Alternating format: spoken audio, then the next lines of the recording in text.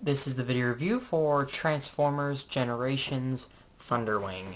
So I picked up Thunderwing at Target, and I'm really liking this guy.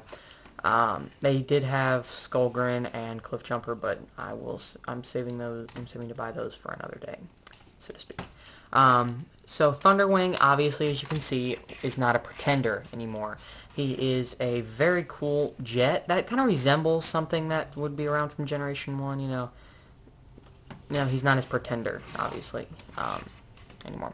He does have his little drone, and I think originally the drone was supposed to be able to transform, but they kind of cut that out, which I still think is cool that he has a drone. So that's still a cool feature.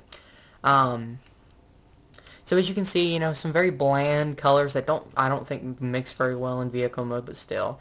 You can see he has a few nice Decepticon logos there. Some blue here, some clear orange here, some gold here, some more blue, purple on the guns, purple obviously for the Decepticon logo, and a purple for what the feet are going to be. So, just let's get down to the transformation. So what you want to do first is you just want to flip up the landing gear if it's down. Then what I like to do is I just flip that down. It does reveal his head, but I just want to keep that down. I just want to keep that down a little bit for now at least. You want to pop off the weapons, set them off. You want to just lift up the chest and unpeg the feet and fold the feet all the way down like so, and close that back up. Then you can fold down the chest all the way. And I like to just flip up those.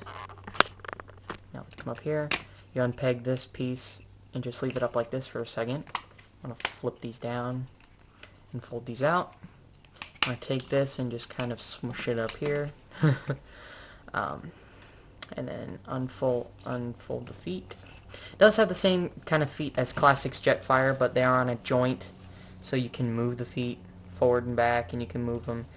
They can rotate, so you can change it.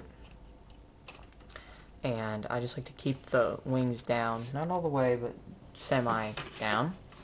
Then you want to fold up the hands and peg in the guns. It can be a little tricky, well, at least on mine.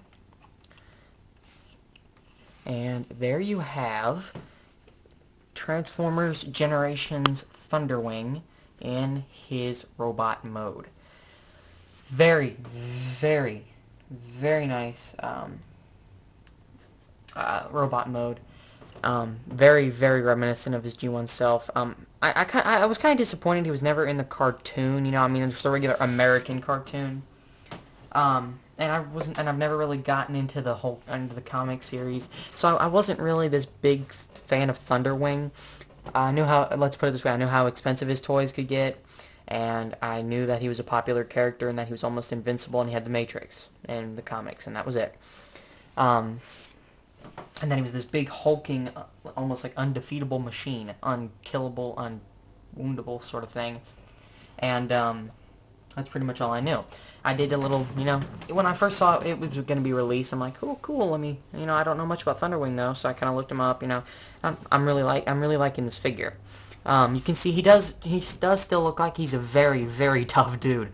And if you see these pegs here on the weapons,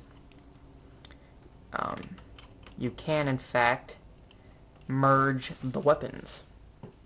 I'm not gonna put the peg on the bottom one, but you get the point. They can merge into one gun. And it's just gonna be like that. So I think that's a very cool feature that they didn't have to do, but it's very cool. And like I said, he does resemble the same feet as Classic's Jetfire, but he does stand a lot better because they can move on their own, and they can rotate, and they can move on under their own free will necessarily. The guns still can peg into the back here, And the drone still is accessible from robot mode, but that's nothing really special for robot mode. So articulation-wise, the head can rotate 360 degrees. The arms have the capability to do it, but the back hinders them.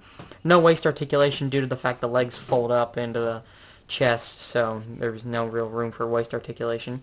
The arms can rotate at the bicep. They can go forward and back. They obviously have the elbow, and they can rotate, and they can swivel and rotate at the hand. So decent amount of articulation, especially for a deluxe. I do think that these Generations toys are I think they're better than the Hunt for the Decepticons toys, in my opinion. But I still think both of the lines are very, very good. And I'm starting to heat up to the Power Core Combiners. I'm starting to like them just a little bit. But I'm still not a big fan of the Power Core Combiners, and I don't really plan on getting many Power Core Combiners. But all in all, this is a very nice figure. For a size comparison, I have only one Hunt for the Decepticons figure, and I have one animated figure. Hunt for the Decepticons figure would be none other than Ironhide. And you can see Ironhide, even though he's a bit short of a deluxe in the Hunt for the Decepticons / Generations line, he's still a tad bit taller than Thunderwing. Thunderwing does not tower in his deluxe size, yet he is not like Lugnut sort of thing compared to the rest of the Voyagers. And here's Rodimus, and you can see Rodimus kind of is about another half a head, about his head from his eyes up, a good size and a half bigger than him. So Thunderwing still not a big guy, not a small guy, but still well worth $9, $9.04, whatever the heck I paid for it at Target yesterday. But like I said, very nice figure. I'm really starting to warm up to the Generations, especially the ones that look like these. It's great and as well developed as Thunderwing is. I don't see any flaws with Thunderwing at all so far. Other than the fact I think he could have used waist articulation, but I think if you had waist articulation, it would have really affected how they would have designed that lower chest area.